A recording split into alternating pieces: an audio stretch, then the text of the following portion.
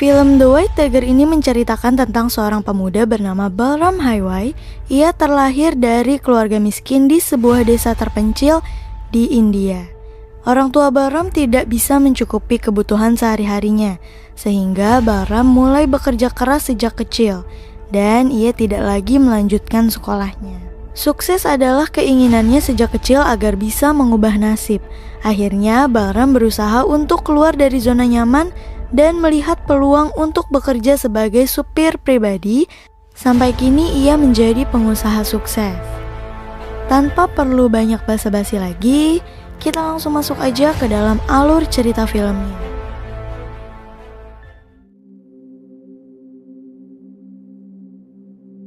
Balram terbangun melihat bahwa supir utama nggak ada di kamarnya. Balram ngelihat kalau dia itu lagi masak pagi-pagi buta. Kira-kira ngapain ya? Balram pun akhirnya curiga dan mengikuti si supir utamanya itu. Ternyata dia pergi ke masjid dan waktu itu sedang bulan Ramadan. Akhirnya ketahuanlah bahwa si supir utama itu adalah seorang muslim. Sedangkan tuan tanah tidak memperbolehkan ada pelayan yang beragama muslim. Pada hari berikutnya datanglah sang sosialis besar, kayak ibu-ibu gitu. Jadi si ibu-ibu ini sih kayaknya gubernur gitu ya. Nah, dia itu terlahir di desa kecil tempat Balram dilahirkan. Dia adalah satu-satunya orang yang berhasil keluar dari kandang ayam di desa itu. Paham kan ya sekarang maksud dari kandang ayam itu? Nah, jadi keluarganya tuan tanah ini nggak mau membayar pajak usaha batubaranya. Lalu si ibu sosialis besar ini mendatangi dan memintanya 2,5 juta rupiah untuk membayarnya agar bisnisnya bisa berjalan lancar gitu. Lalu keluarganya tuan tanah ini tidak ingin membayar ke ibu sosialis besar. Akhirnya mereka melakukan rencana untuk mensupport partai lawannya ibu sosialis itu, agar di pemilu nanti dia itu kalah dan tidak menjadi gubernur lagi. Kemudian Mr. Ashok berencana untuk ke Delhi untuk menyelesaikan masalahnya penipuan pajak bersama Pinky dan bertemu presiden untuk menyuapnya. Nah, di saat ingin ke Delhi, supir utamalah yang disuruh untuk mengantar Mr. Ashok dan Pinky. Balram di sini dengan tega dan licik memberitahu ke tuan tanah bahwa supir utama adalah seorang muslim, sehingga supir utama dipecat dari pekerjaannya. Ya udah, jadi pulang deh tuh langsung saat itu juga. Parah banget ya si Balram ini, padahal dia kan udah kerja selama 20 tahun menjadi supir utama di sana. Nah, tibalah hari di mana Balram, Mr. Ashok, Pinky, dan si Luwak pergi ke Delhi untuk mengunjungi presiden. Mereka tinggal di sebuah hotel mewah di Delhi. Di sana Balram kayak norak gitu. Dia tuh kayak ngelihat kesana kemari gitu, ya takjub aja gitu bisa melihat langit. Selama ini kan dia nggak pernah melihat daerah seindah itu ya.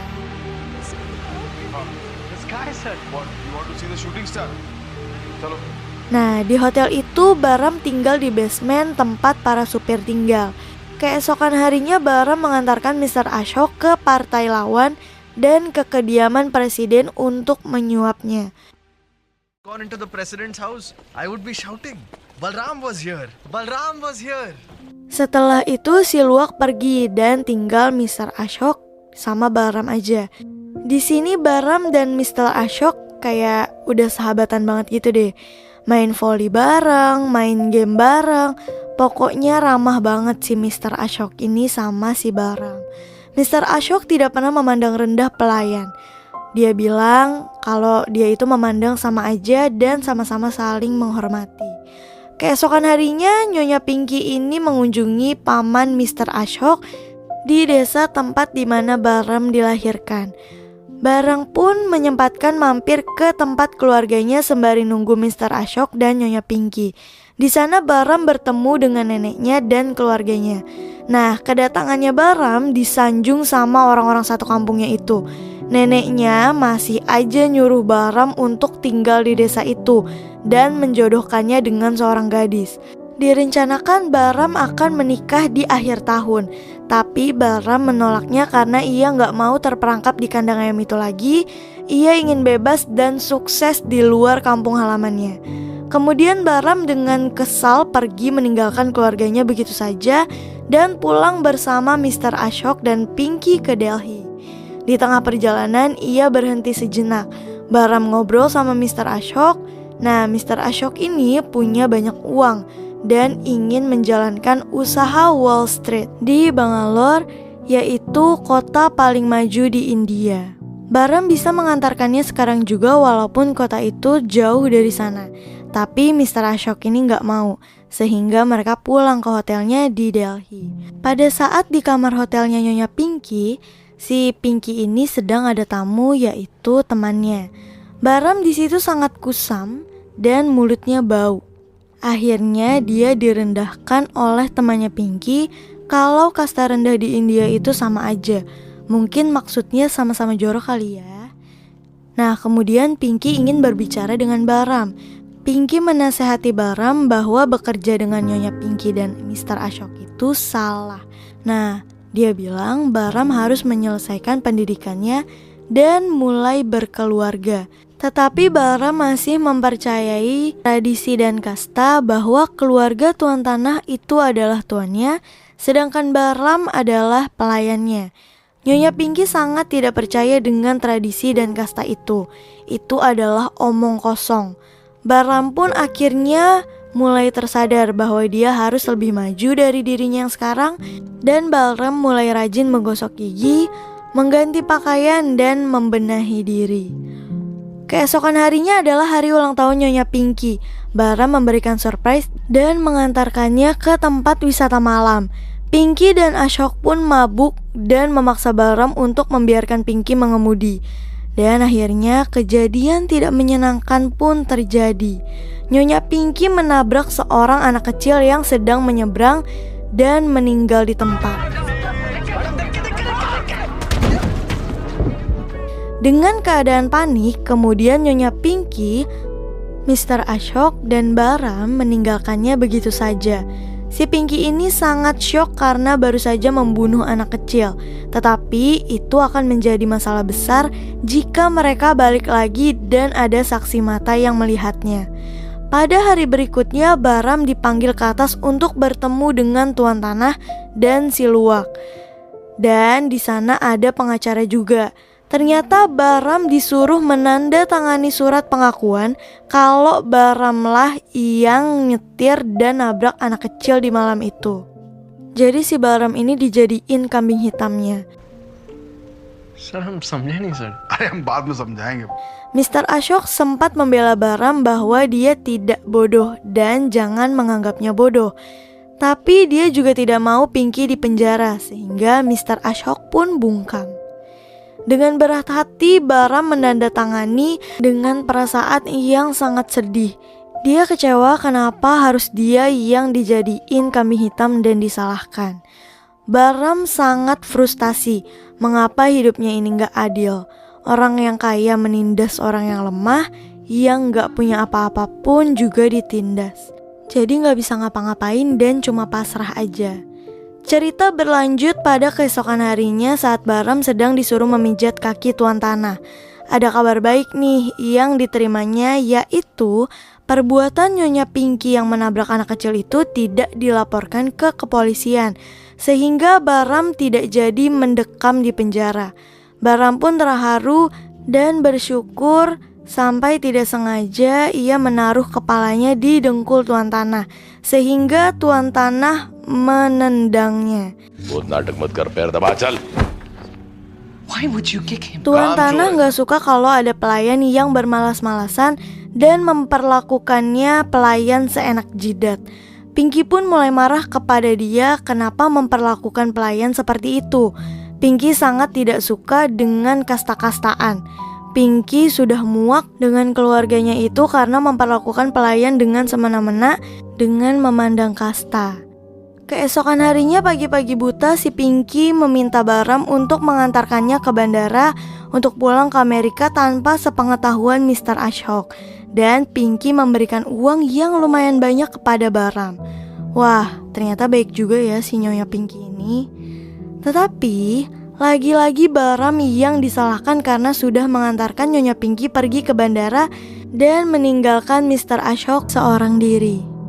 Mr. Ashok pun akhirnya marah kepada Balram dan menamparnya berkali-kali sehingga membuat Balram pun kesal juga. Dan dia dengan berani mendorong Mr. Ashok sampai terjatuh. Jadi si Balram ini tuh kayak spontan untuk membela dirinya gitu. Nah, Mr. Ashok pun gak nerima dong dirinya digituin.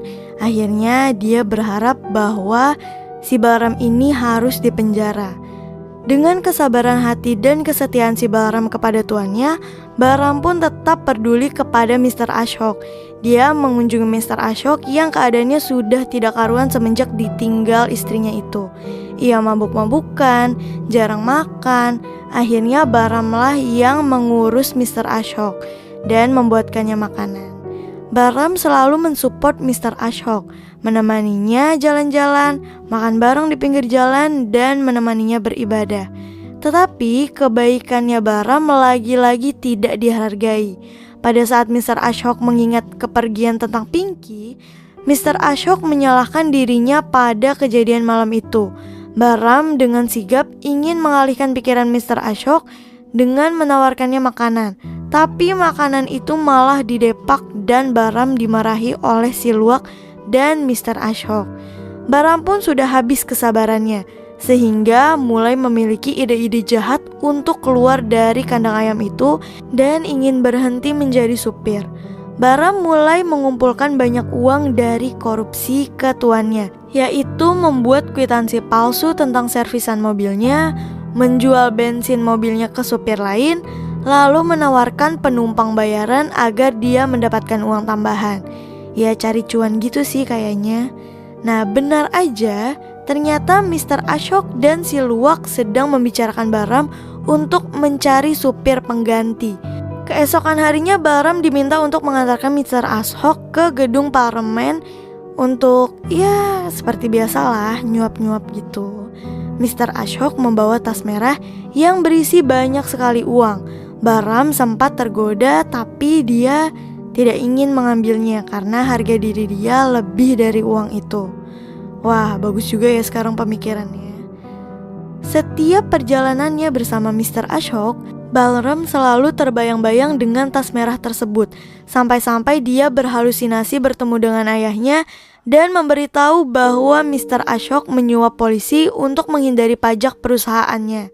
Jadi sebenarnya Mr. Ashok beserta keluarga tuan tanah juga telah mencuri dari orang-orang kecil, ya termasuk si Ashok dan keluarganya itu.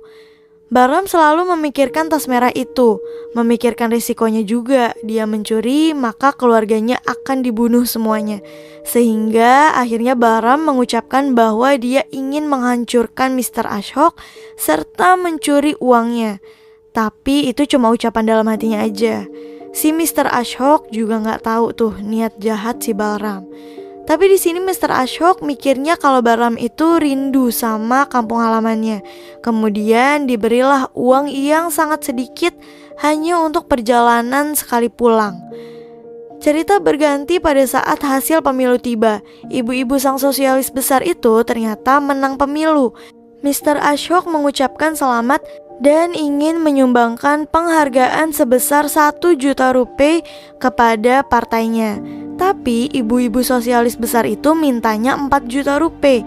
Ya kalau dirupiahin sekitar 800 jutaan kali ya. Nah sementara Balram menguping pembicaranya itu bahwa pada hari Senin malam Mr. Ashok akan mengantarkan 4 juta rupiah ke Hotel Sheraton. Balram pun semakin bingung dan gundah gulana juga nih hatinya. Nah, tiba-tiba saat kembali ke basement hotel, keponakannya yang bernama Dharam sudah ada di sana.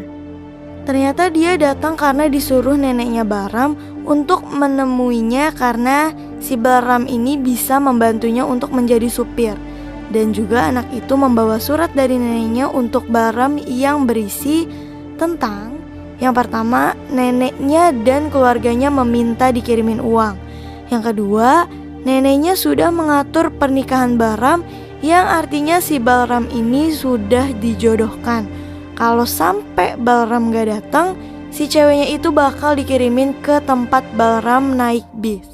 Yang ketiga, jika Balram menolak, neneknya bakal ngirim surat ke Tuan Tanah tentang pernikahannya Balram. Di sini Balram sangat kesal dan memukul anak itu. Kemudian Mr. Ashok juga udah nemuin supir penggantinya Balram.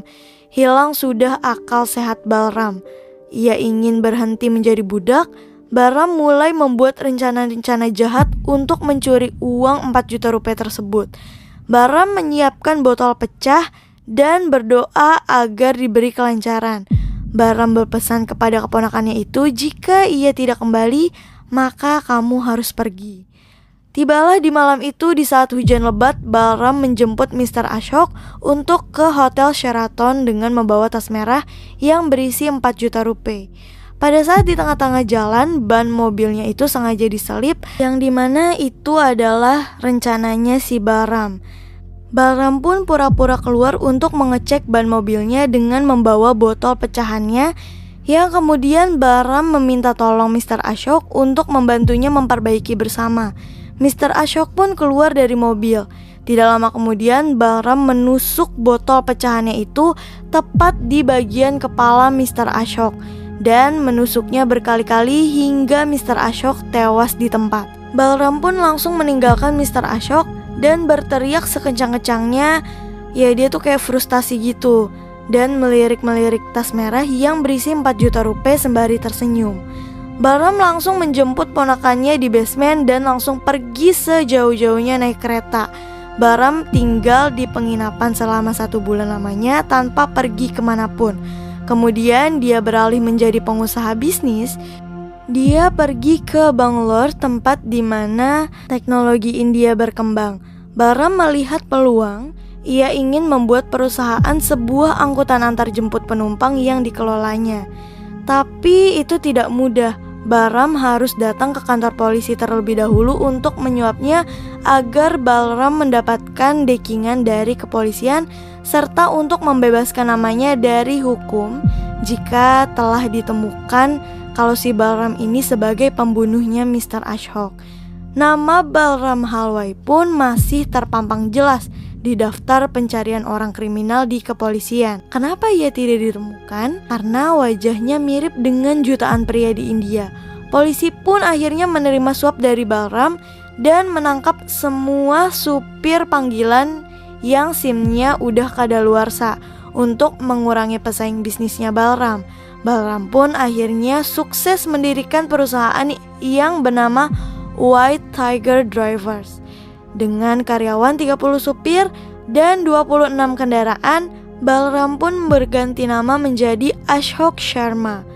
Sisi baiknya, Balram tidak memperlakukan karyawannya seperti pelayan, tapi dia menganggapnya sebagai keluarga.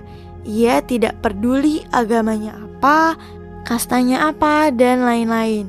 Ada suatu kejadian di mana salah satu supir karyawannya Balram menabrak seorang anak kecil, tapi Balram bertanggung jawab dan tidak menyalahkan supirnya. Balram datang ke rumah korban dan memberikan sumbangan belasungkawa sebesar 4.000 rupiah, dan dia bisa membantu keluarga korban jika putranya yang lain ingin menjadi supir di perusahaannya Balram. Masalah pun akhirnya selesai. Kini Balram menjadi pengusaha terkenal dan memiliki mobil mewah dengan tampilannya yang berbeda sekarang. Ia tak pernah tahu bagaimana nasib keluarganya di desa kecilnya itu, tapi di saat membaca koran ada sebuah berita 17 orang terbunuh di kampung halamannya. Tapi dia nggak tahu apakah itu keluarganya atau bukan. Dia hanya bisa menduga aja. Keponakannya pun selalu ikut dengan Balram. Dan ketika ditanya apakah anak itu memikirkan ibu dan ayahnya, anak itu langsung mengalihkan pembicaraannya yang artinya dia tidak memikirkannya. Balram giat mencari kliennya dari perusahaan-perusahaan asing Amerika yang datang ke Bangalore dengan dekingan kepolisian. Akhir cerita, Balram pun berhasil keluar dari kandangnya dan ia berpindah kubu yang tadinya kubu pelayan sekarang menjadi tuannya. Dan film pun akhirnya selesai.